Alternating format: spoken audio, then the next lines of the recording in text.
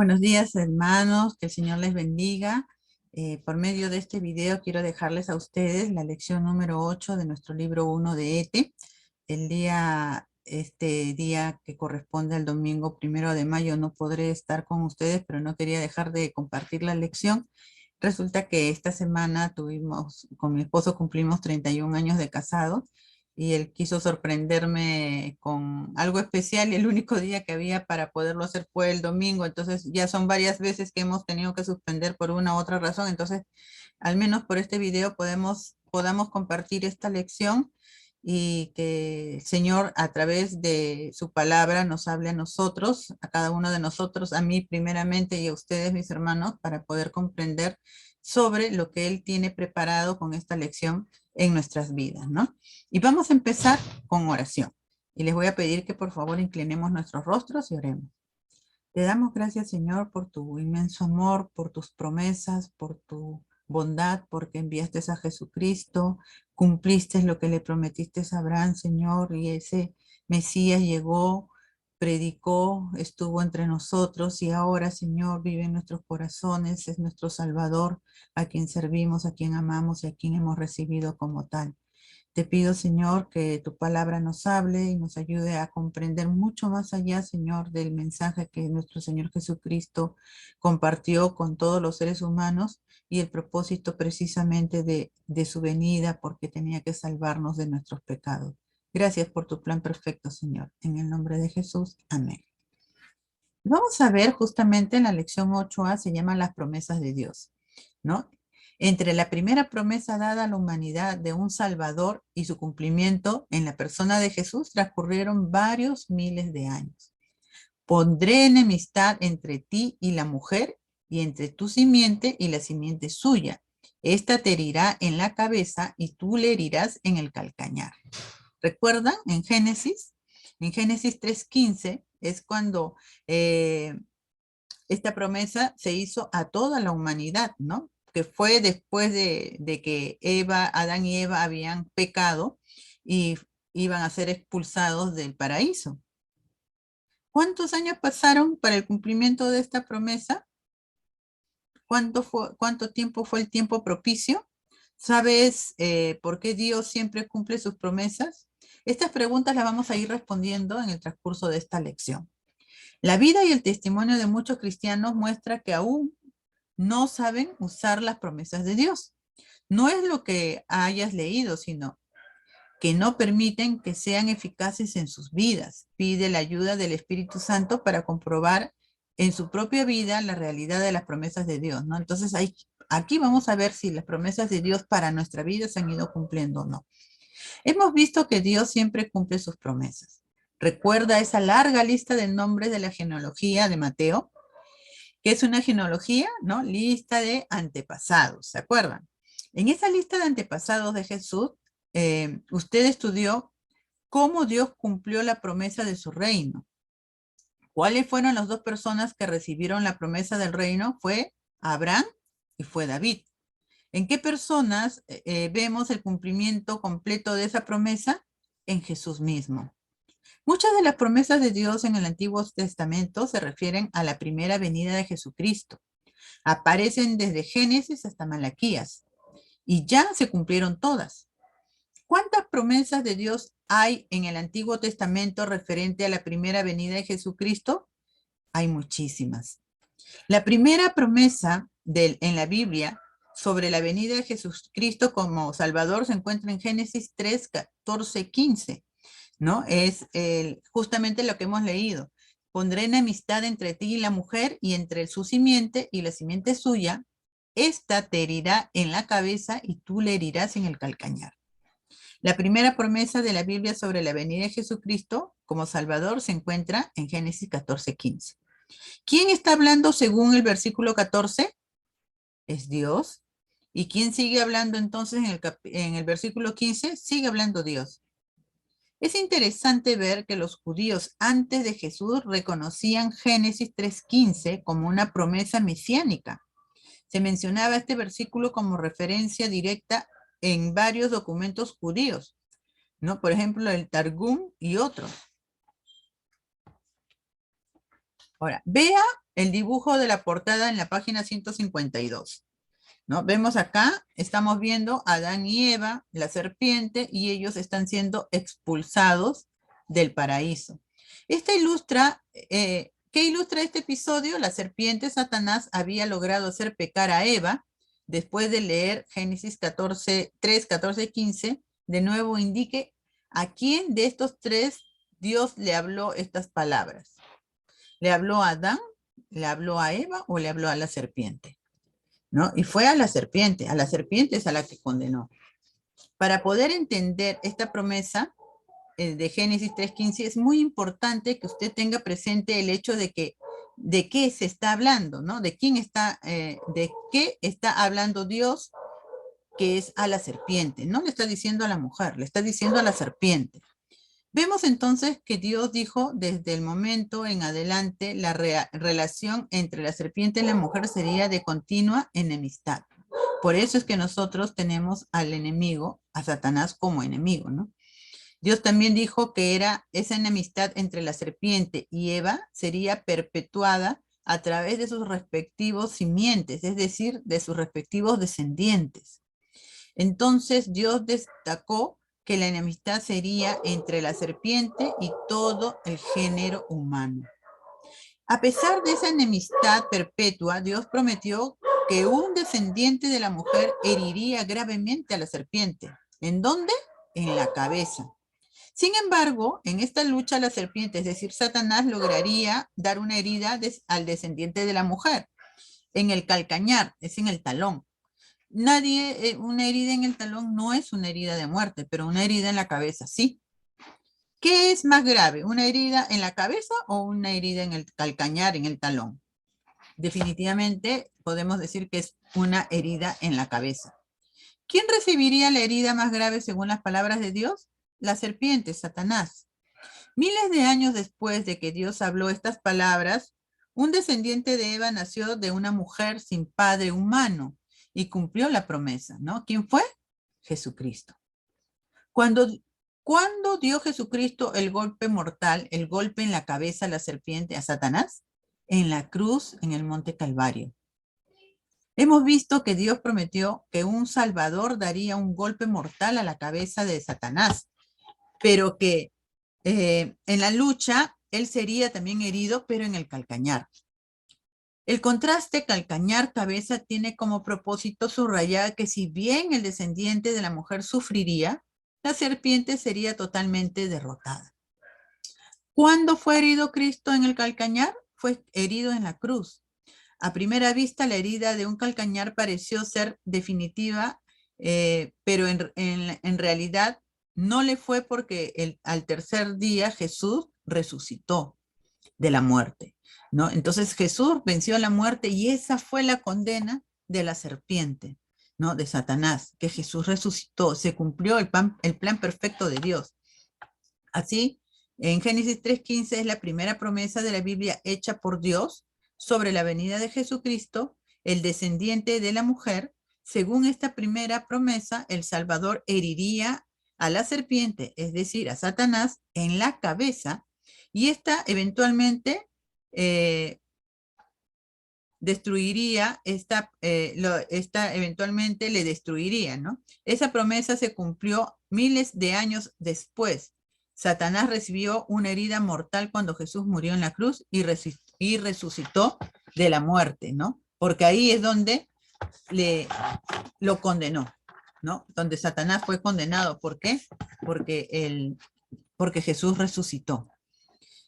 ¿En qué versículo nos da Dios su primera promesa de que Cristo vendría y heriría mortalmente a Satanás por medio de la muerte en la cruz? En Génesis 3:15. Ahora, en este Génesis 3:15, quien habla, debemos recordar, es Dios. ¿A quién? A la serpiente. ¿Quién es la serpiente? Es Satanás.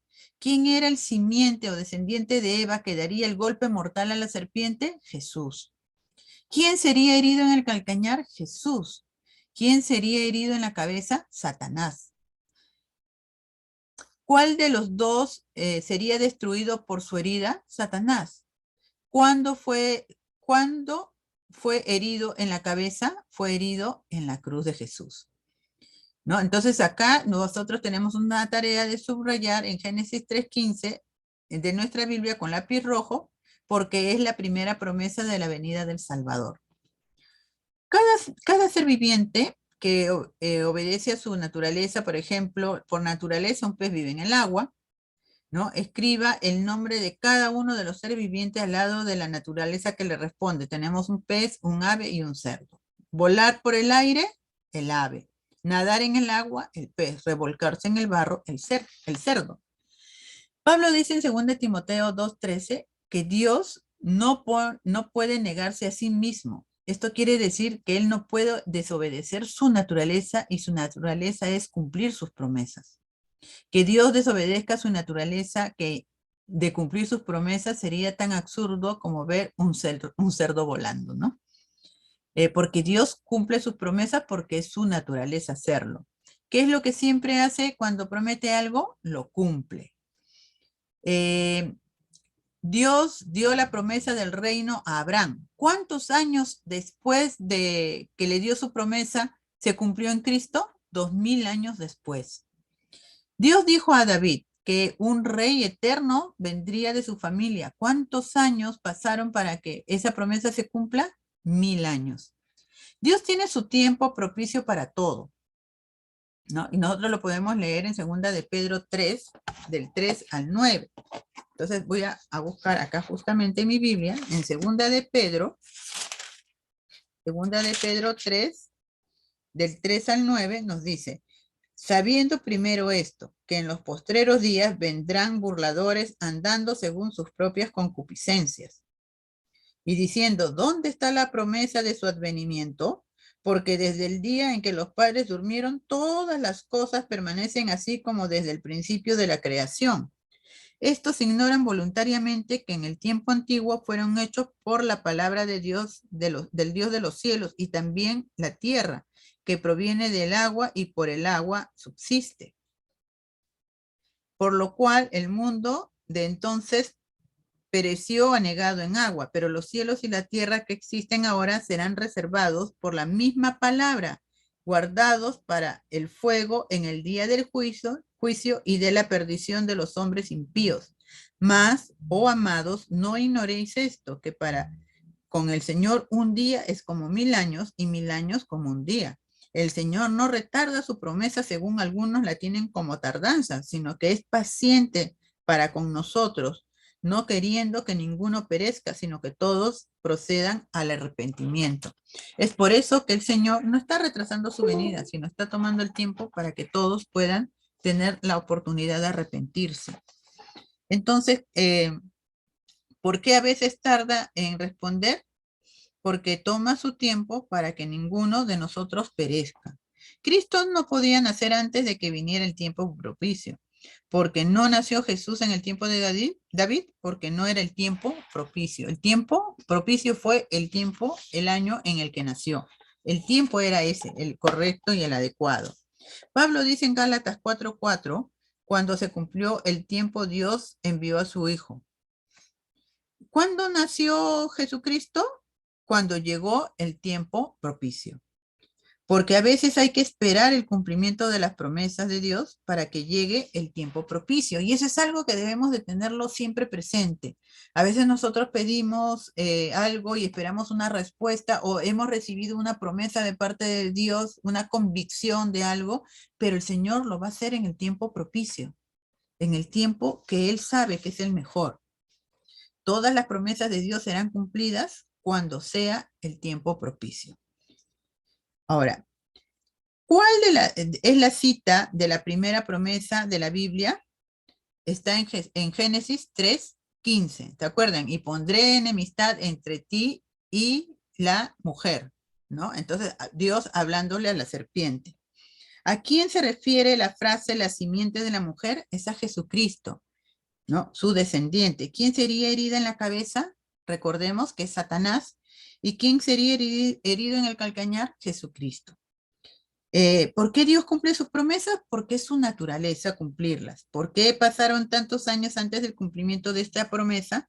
Para que llegase el tiempo propicio, el tiempo adecuado, el tiempo pertinente de repente, ¿no? Si realmente confiamos en que Dios cumple sus promesas, a pesar de las demoras, ¿qué características manifestaremos en nuestras vidas? Si nosotros confiamos que el Señor va a cumplir sus promesas y confiamos en nuestro Señor, a pesar de las circunstancias, vamos a tener tranquilidad, vamos a confiar en Dios porque Él no miente, vamos a contentarnos, vamos a tener paciencia, vamos a tener paz y vamos a tener esperanza. Usted ha marcado en la lista arriba las características que debe mostrar en su vida. Pregúntense a sí mismo si verdaderamente las vive en sus momentos de prueba. ¿Qué aprendió usted acerca de Dios en esta lección? ¿No? Y ustedes tienen ahí para poder compartir, escribir sus apuntes de lo que ustedes han podido entender, ¿no? ¿Qué ha aprendido de sí mismo? ¿No? ¿Por qué no se detiene un momento para orar? De gracias a Dios porque Él cumple sus promesas. También pida más confianza y paciencia para cuando tenga que esperar que Dios dé su respuesta. Y ahora podemos, bueno, en este caso, no se olviden de enviarme la prueba, la foto de la prueba de su prueba número 8A resuelta. Ya al final también voy a compartir con ustedes los que están pendientes también sus pruebas. Vamos en la lección 8B. El 8B nos dice el uso pastoral de las promesas, ¿no? Las promesas, y Dios cumple sus promesas, pero ahora vamos a ver el uso pastoral, ¿no? No podemos estar usando las promesas de Dios como que quien oferta algo, ¿no? Es con respeto. Promesa apropiada. Primera en Corintios 10:13 dice, culto, fútbol. ¿Qué escojo? Promesa apropiada. Primera de Juan 5:14, ¿no? Acá en la promesa apropiada para esta indecisión, Primera de Corintios 10:13. Hay unas 5.000 promesas personales en la Biblia. Hay promesas para cada situación humana. No deben quedar escondidas en la Biblia, sino que deben ser leídas, vividas y compartidas con otros. ¿Qué promesa usaría usted para cada uno de estos casos? Esta lección le ayudará en esta tarea, ¿no? Y vamos a ver, ¿no? Buscando a Dios, ¿no? Arrepentida. ¿Cuáles son las promesas que se ajustan a estas situaciones? Dios tiene muchísimas promesas valiosas para su pueblo. El rey Salomón, en Primera de Reyes 8:56, pudo alabar a Dios por su fidelidad diciendo, bendito sea Jehová, Dios, que ha dado paz a su pueblo Israel, conforme a todo lo que él había dicho. Ninguna palabra de todas sus promesas que expresó por Moisés su siervo ha faltado. En Primera de Reyes 8:56, Dios dio a su pueblo paz, todo lo que había dicho. No faltó ninguna palabra de todas las promesas expresadas a Moisés porque Dios siempre cumple sus promesas. En su estudio de la Biblia, esté siempre alerta para captar las promesas de Dios, no solo para su propia vida, sino también para su familia, sus vecinos y sus hermanos en la congregación. Puede resultar de ayuda anotar las promesas marcando la palabra P en su Biblia, al lado del versículo donde usted encuentre una promesa. Ahora vamos a leer en Mateo 7:11. Vamos a ver en Mateo 7:11 qué es lo que nos dice la palabra de Dios. Ya me fui muy atrás. 7:11 nos dice, pues si vosotros siendo malos sabéis dar buenas dádivas a vuestros hijos, ¿cuánto más vuestro Padre que está en los cielos dará buenas cosas a los que le pidan? Si nosotros vamos siendo malos, ¿no? Con nuestra naturaleza, podemos dar buenas dádivas a nuestros hijos, ¿cuánto más nuestro Padre que es perfecto puede hacerlo por nosotros? ¿No? Entonces acá dice, Padre, Dios nuestro Padre en los cielos dará buenas cosas a los que le pidan. Tarea, escriba la letra P al lado de el versículo que hemos leído. Hay promesas para toda clase de personas. Hay promesas para los tristes, las viudas, los niños, los tentados, es decir, para toda clase de personas. Por lo tanto, hay todo tipo de promesas en la Biblia. Algunas son hechas a personas específicas en ocasiones especiales. muchas otras promesas generales para todos. Vamos a seleccionar algunas promesas generales para hacer más claro este punto. Ubique y lea 1 Corintios 10:13. Vamos a buscar en 1 Corintios 10:13. Acá está. Nos ha sobrevenido ninguna tentación que no sea humana, pero fiel es Dios que no os dejará ser tentados más de lo que podéis resistir, sino que dará también juntamente con la tentación la salida para que podáis soportar, ¿no? Y entonces acá vemos en la primera hoja, en la página 160, en la primera hoja de la lección 8b, vemos cuál es la promesa apropiada para alguien que está siendo tentado. 1 Corintios 10:13, porque no le va a venir ninguna tentación que sea sobrehumana. Entonces son tentaciones que se pueden vencer. Ahora aquí, acá es lo que hemos leído, ¿no? Es una promesa de Dios de ayuda para aquellos que son tentados. Y vamos a ver, nuevamente, 1 Corintios 10:13 sería una buena promesa para recordar cuando sea tentado, porque le asegura que Cristo ayudará y proveerá una salida. En la tarea, en 1 Corintios 10:13, es una promesa para los que están siendo tentados. En el respaldo 8 encontrará lo que llamaremos un cuadro de promesas. Para que los complete, búsquela y ahora anote la cita bíblica de estas promesas bajo el título apropiado en el cuadro de promesas, ¿no? Entonces acá en el respaldo 8, acá tenemos nuestra lista de promesas, ¿no? Entonces, siendo tentado, a ver, yo voy a colocar, ay, se me cayó mi lápiz, agarraré otro. Sí. Voy a colocar, entonces, 1 Corintios 10:13, ¿no? Aumentando aquí a mi lista de promesas. ¿Bajo el título, bajo qué título anotó la cita de 1 Corintios 10:13? Para cuando somos tentados, ¿no? En el Proverbios 8:17 encontramos una promesa para los que buscan a Dios. Vamos a ver en Proverbios 8:17. Estoy acá un ratito. Proverbios, por aquí. Proverbios 8:17. Proverbios 8:17 nos dice, yo amo a los que me aman y me hallan los que temprano me buscan, ¿no? Entonces, esta es una promesa para los que buscan a Dios. Y nos vamos aquí al respaldo 8 y buscamos promesas para los que buscan a Dios. Proverbios 8:17. En Proverbios 8:17 encontramos una promesa para los que buscan a Dios. Ahora también tenemos otras citas, ¿no? Coloque estas citas bíblicas, Mateo 7:11, 1 Corintios 10:13, Proverbios 8:17, en los lugares apropiados del respaldo 8. Vamos a buscar en Mateo 7:11, porque las otras dos ya las hemos visto. Mateo 7:11. Mateo 7:11 dice, por si vosotros siendo, pues si vosotros siendo malos sabéis dar buenas dádivas a vuestros hijos, cuánto más vuestro Padre que está en los cielos dará buenas dádivas a sus hijos, ¿no? Entonces vamos acá y vamos a ver en cuál de estas categorías podríamos poner esta promesa, ¿no? Entonces esta promesa la podríamos poner,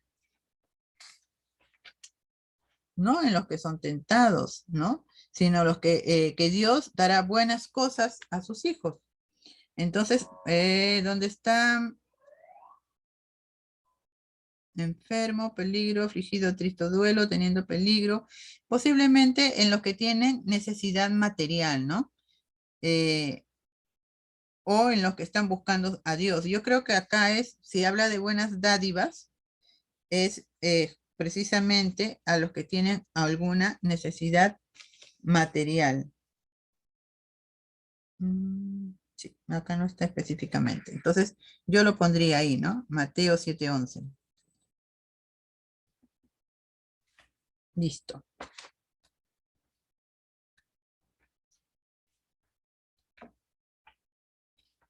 Y acá vamos a encontrar más citas todavía, que ya tendremos, las iremos haciendo, es más, posiblemente ustedes ya lo hicieron y ya las pusieron en el lugar correspondiente, ¿no? Entonces, continuamos. A ver, ¿dónde me había quedado? Aquí. Así como un ama de casa, después de lavar la ropa de la familia, selecciona según sea ropa de grandes, de chicos, de hombre, de mujer, etcétera. Usted debe seleccionar las promesas apropiadas para distintas clases de personas según sus necesidades. Lea el cuarto versículo a continuación. Cada promesa es apropiada para una persona de la otra lista. Escriba al lado del versículo la letra de la persona que corresponde. Por ejemplo, en Primera de Juan 5:14 tenemos una promesa para uno que ora. En Hebreos 2:18 tenemos una promesa para uno que es tentado. En Deuteronomio 4:29 tenemos una promesa para uno que busca a Dios. Y en Primera de Juan 1:9 tenemos una promesa para uno que se arrepiente. Entonces, ya acá tenemos 4 tipos de promesas más que podemos ir poniéndolo en nuestra tabla de promesas. La tarea es escriba 4 citas bíblicas del cuadro anterior en el espacio del dibujo que le corresponde en la página 160. En esta de aquí, ¿no? En esta de aquí. Acá tenemos espacios para poner las citas. Por ejemplo, yo les he puesto promesa apropiada para el que es tentado. He puesto Primera de Corintios 10:13. Promesa apropiada para el que está orando. He puesto Primera de Juan 5:14. Buscando a Dios, la promesa apropiada es Proverbios 8:17 y una persona arrepentida, Mateo 7:11. Entonces tenemos ahí promesas apropiadas según las necesidades de las personas que están ahí buscando o teniendo esta necesidad. Y siempre, cuando nosotros oremos, debemos de pedir siempre la voluntad de Dios, porque la voluntad de Dios es buena, agradable y perfecta. Es muy importante notar a esta altura que muchas de las promesas de Dios tienen condiciones previas. Por ejemplo, Dios ha prometido que no nos dará todo lo que pidamos, pero solo si primero cumplimos sus condiciones. Esto es lógico porque si no fuera así, una persona malintencionada podría apoderarse del mundo entero con tan solo pedírselo a Dios. ¿Cuál es la condición que va unida a las promesas relacionadas a la oración en Primera de Juan 5:14? Que pidamos siempre de acuerdo a la voluntad de Dios, ¿no? Porque es lo mejor.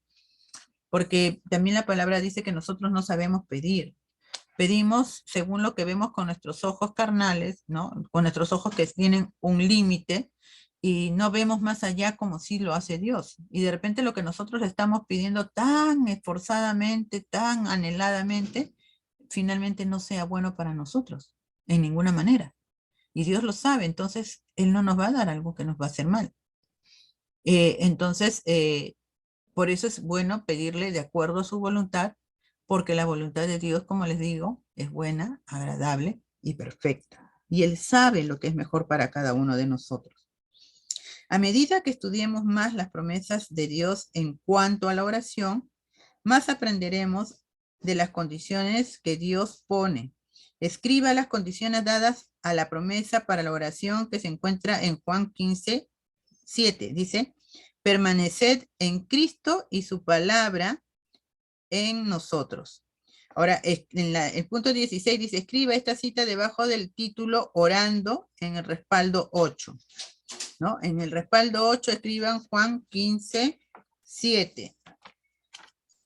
¿Dónde está? Orando. Juan 15:7. ¿No? Entonces, tenemos que ponerla ahí. Y ahora la tarea es esta, ¿no? Escriban en este respaldo 8, donde dice orando, también Mateo 6:33, ¿no? Dios nos explica lo que significa todas estas cosas. Es una promesa especialmente apropiada para gente que está necesitada. ¿Cuál es la promesa aquí? Dios proveerá. ¿Cuál es la condición? Buscad el reino de Dios y su justicia. Escriba bajo la cita del título de respaldo apropiado, ¿no? Entonces, Mateo 6:33, ¿dónde es en alguien que está pasando una necesidad? Definitivamente, Dios proveerá, pero primero buscando el reino de Dios y su justicia. Tarea, escriba debajo de la cita del título apropiado, respaldo 8, ¿cuáles de los siguientes versículos contienen promesas apropiadas para una persona enferma? Y vamos a ver en Isaías 40:31. ¿Dónde está la persona? Ya, Isaías 40:31 y Santiago 5:14 al 15. La tarea, escriba en el respaldo 8 las citas de estas tres promesas bajo el título enfermo. ¿Cuáles de los siguientes versículos contienen promesas apropiadas para los que están afligidos, tristes o de duelo? Vamos a ver el Salmos 35. Salmos 35, Isaías 43:2. Vamos a ver Mateo 11:28 y Romanos 8:38-39. Y bajo el respaldo afligido o triste, ¿no? Ahora, por supuesto, algunas promesas son apropiadas para diferentes tipos de personas a la vez. En este caso, podemos escribir la misma cita bajo diferentes títulos apropiados. Lea con cuidado Isaías 41:10. Vamos a leer Isaías 41:10. Vamos a leerlo con cuidado, como dice, para poder entender exactamente qué es lo que nos quiere decir. 41:10 dice, no temas, porque yo estoy contigo. No desmayes, porque yo soy tu Dios que te esfuerzo. Siempre te ayudaré, siempre te sustentaré con la diestra de mi justicia. Entonces, ¿qué nos dice acá? Marque las personas para quienes esta promesa es especialmente apropiada. Solamente para aquellos que tienen miedo, solamente para aquellos que están solos, o solamente para los que están debilitados por alguna enfermedad. No, es para todos. Ahora, escriba bajo la cita escriba esta cita bajo estos tres títulos en el respaldo 8. Isaías 26:3 puede servir para un enfermo, pero también para otro tipo de persona que puede ser apropiado.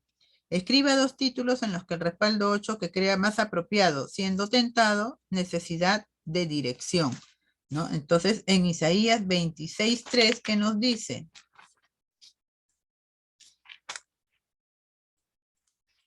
A ver, 26:3. Me pegó mi hojita de la Biblia.